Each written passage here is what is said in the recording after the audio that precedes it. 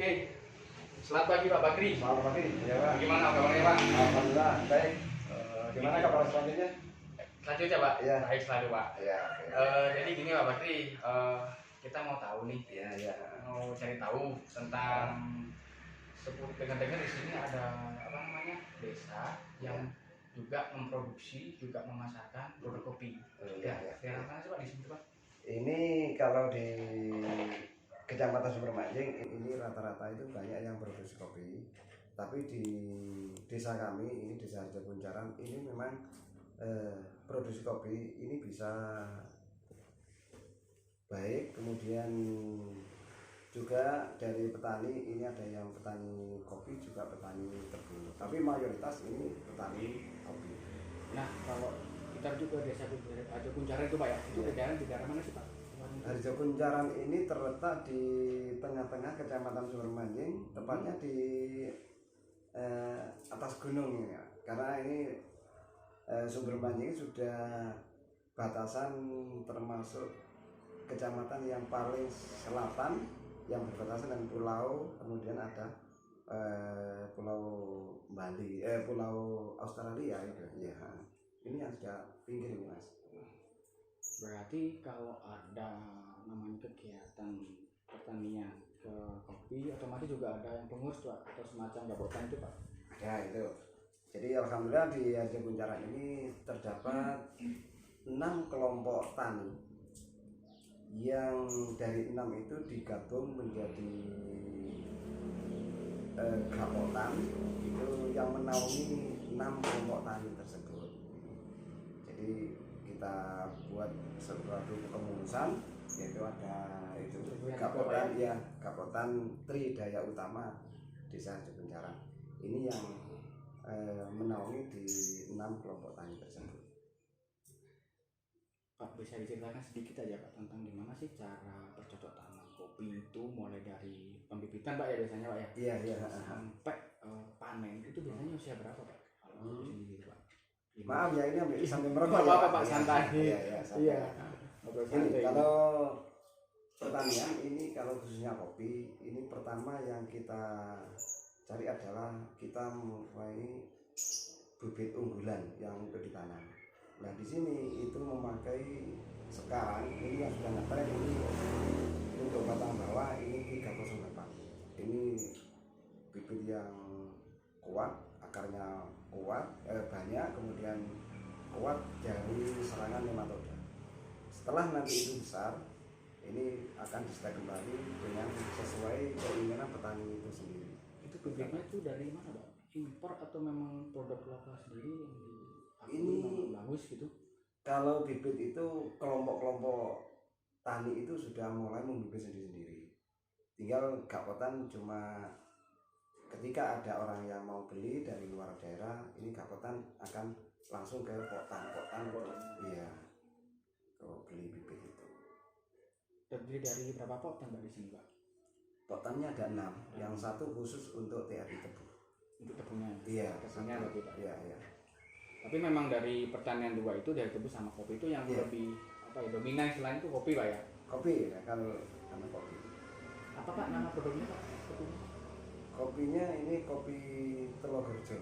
Oh, bukan HK itu Pak ya? Enggak. Ini Telogorjo Pak ya? Karena Telogorjo ini adalah diambil dulu itu nama sebelum ada desa resmi, ini namanya Telogorjo. Iya, itu perkebunan, punya perkebunan. Dan sampai saat ini ada perkebunan Telogorjo.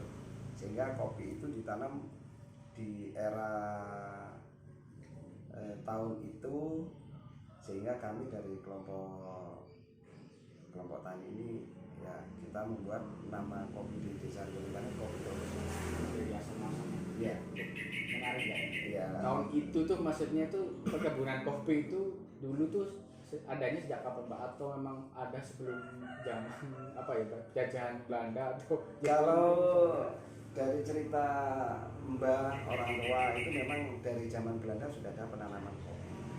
Kemudian ada yang di Pusri itu yang sampai saat ini ada yang tanaman tahun 1926 itu sekarang masih ada yang di Pusri Sumberase. Nah perkembangan itu karena bibitnya baik, kemudian dikembangkan sampai terjadi sampai saat ini dikembangkan menjadi klon 308 sekarang iya jadi sekarang. Oke, Pak, tadi kan udah mulai cerita mulai dari penanaman sampai Iya. produksinya Pak ya. Iya. Kalau boleh tahu di daerah mana juga sih Pak proses distribusinya, pemasarannya itu daerah mana? Daerah mana sih Pak? Kalau daerah Malang ini yang banyak ini diambil oleh apa itu Tengkulak itu, kemudian ada yang langsung dibawa ke Dampit ke PT Asa Jaya karena kami Gapotan ini bekerjasama dengan PT Asa Jaya Dampit. Kemudian ada sebagian yang dari teman-teman yang punya kafe itu minta kopi yang memang berkualitas. Nah disitulah kami dari kelompok itu juga menyisakan atau membuat kopi-kopi yang berkualitas untuk dijual ke teman-teman yang punya kafe di daerah Malang. Ada yang Indau dan sebagainya.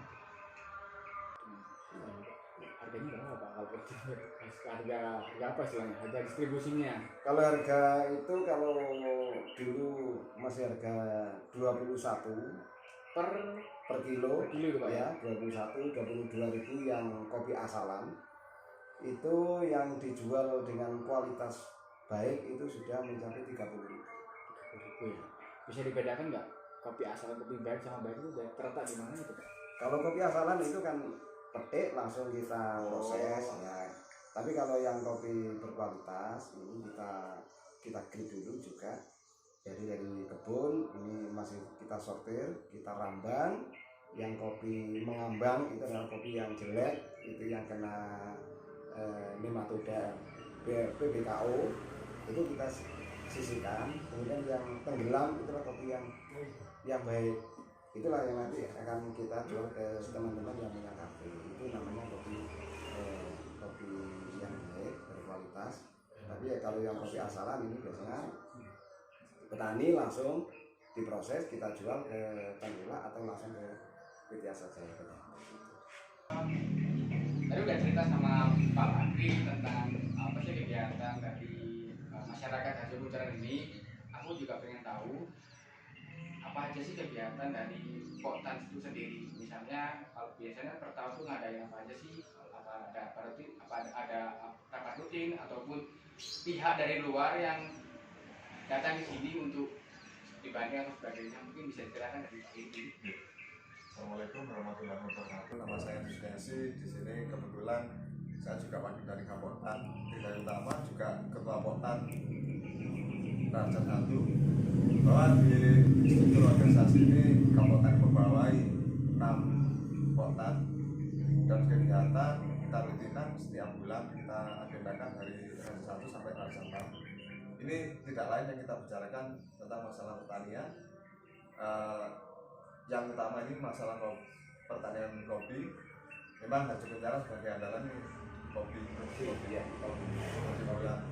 Jadi kalau kita hasilnya kita dibawa ke Dampit, ini namanya sudah Dampit. Nah ini kita sama-sama teman-teman ini supaya gimana Harjo Kencana multi atau baik ini tetap aja namanya atau Tolokerjo.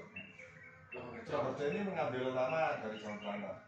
Ini ada puslit di Sumberhasil Group kita kembangkan. Kebetulan saya juga pembibitan di pembibitan otak satunya.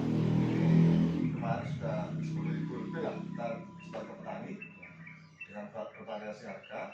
Alhamdulillah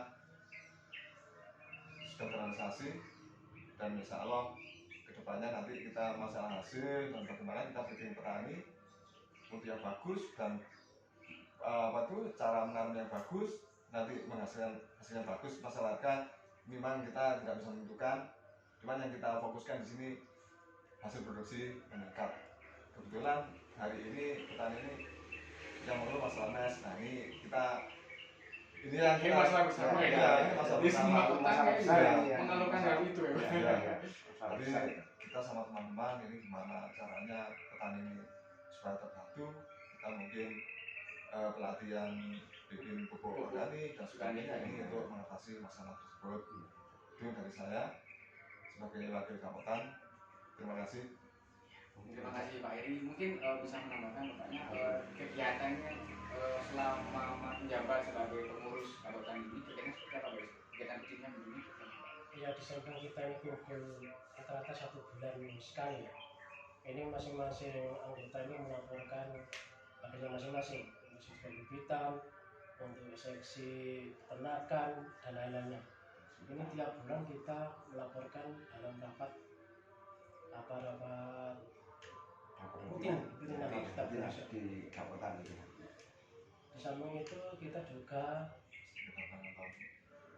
mengundang setiap anggota kita selama 20 orang ini dari dinas juga kan ada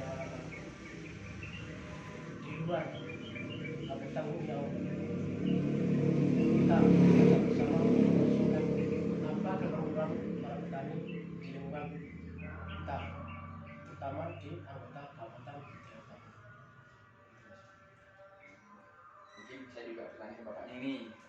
Ini Pak, tadi kan udah jawab tuh tentang kegiatan semua kegiatan. Apa sih suka duka dari petani kopi itu seperti apa? Kalau kesahnya Pak, monggo sampai doang. Sukanya Pak ya, sukanya dulu, dukanya belakangan. Iya. Sukanya dulu ya kalau lihat hasil kopi itu melimpah, lihat tanaman kopi itu subur dan buahnya banyak, itu petani itu semangat.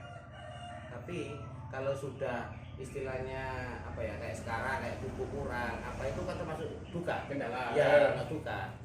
Ya mudah-mudahan nanti kita sebagai kelompok tani melakukan sama-sama petani bisa membuat alternatif lain seperti pupuk kandang, organik dan lain-lain gitu.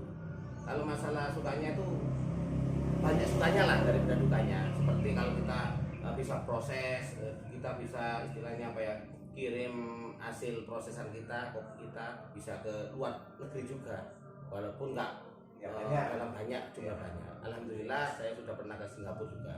Untuk memasarkan Ya, produk kopi ya, dari kopi ke Bandung sudah alhamdulillah. Dan kita juga didatangi dari luar Jawa juga, dari mana itu, Papua.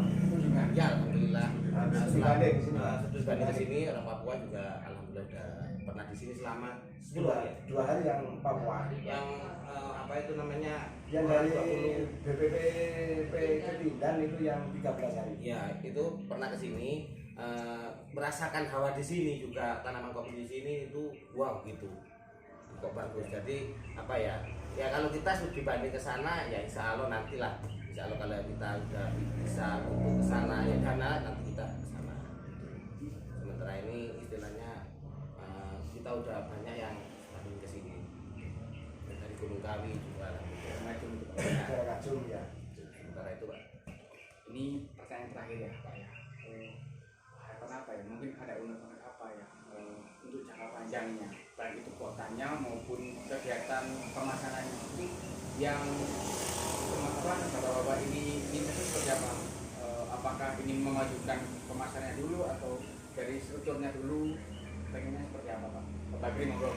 Kalau dari struktur ini sudah kemungkinan ini sudah dibenahi sudah alhamdulillah ini dari struktur ini sudah berjalan dengan baik. Tapi yang keinginan kami ini kami sendiri ini berharap punya branding ya, yang bisa kita jual ke selain dari asal Jaya atau yang lain. Itu kalau sudah punya branding, insya Allah ini nilai penjualan kopi nilai yang akan kita agak mahal sedikit. Ini membuat semangat dari petani karena harganya agak bagus. Tapi kalau masih seperti ini kadang-kadang itu petani juga mengeluh ketika harga kopi anjlok, harga pupuk naik. Nah ini petani yang dikatakan oleh Pak Haji tadi suka kemudiannya ada di situ. Tapi kalau nanti dari pihak-pihak yang terkait ini ada membantu atau memberikan terobosan-terobosan yang lain, bila mana dari kelompok kami ini ada terobosan yang baik, sehingga kami juga akan melaksanakan itu sehingga harga kopi yang terangkat ini harapan saya ke depan di situ. jadi paling enggak bisa memperluas Ya, istilah pasarnya. istilah gini Mas, Pak berarti kita itu maunya produsen yang nyari petani. produksinya. Iya, jemput bola Iya, gitu. ya, apa ya istilahnya yang pakai kopi itu yang nyari kita. Jadi kita kan harganya ikut kita, nggak ikut produsen. Kalau kita sementara kan ikut asal jaya gitu. Asal jaya mahal gitu tetap mahal. Jadi kalau bisa kita nanti diusahain muka-mukain bisa ya. Kita asal jaya yang minta harga dari kita. Jujur ya, bisa diceritakan di apa pengurus Kapotan ini sebagai apa Bu? Sebagai KWT. Nanti pengurus KWT-nya ya. Iya. Ibunya Sama. sama KWT. Bisa diceritakan Bu secara umum aja ya kegiatannya itu seperti apa sih kegiatannya itu KWT secara rutinnya itu gimana sih Bu? Nggak ragu. Nah, kalau ngomong Kalau KWT itu biasanya ke sayur, kelompok pembibitan sayur-sayur. selamat pagi dengan Ibu siapa? Sur. Bu Sur ya. Bisa diceritakan di apa pengurus Kapotan ini sebagai apa Bu? Sebagai KWT. KWT pengurus KWT-nya ya. Iya. Ibunya Sama. sama KWT. Bisa diceritakan Bu secara umum aja ya kegiatannya itu seperti apa sih kegiatannya itu KWT secara rutinnya itu gimana sih Bu? Nggak ragu. Nah, kalau ngomong Kalau KWT itu biasanya ke sayur, ke kelompok pembibitan sayur-sayur. Ada. Terus ada kegiatan di kafe juga. oh ada kafe juga Bu ya? Iya, ada. Oh yang sebelah itu ya? Iya, sebelahnya. Sebelah dong. Itu juga udah mulai buka Bu ya untuk umum ya? Iya. Terus itu juga kan kemarin juga ada lomba sangrai. Nah, Iya. itu bisa diceritakan sedikit aja kayak gimana sih Bu? Termasuk dan tujuan kegiatan itu diadakan terus nah, Nah, supaya bisa itu yang manual itu. Banyak kan orang sekarang kan jarang sekali bisa sangrai kopi. Iya. Banyak kan orang beli saset, kopi kemasan.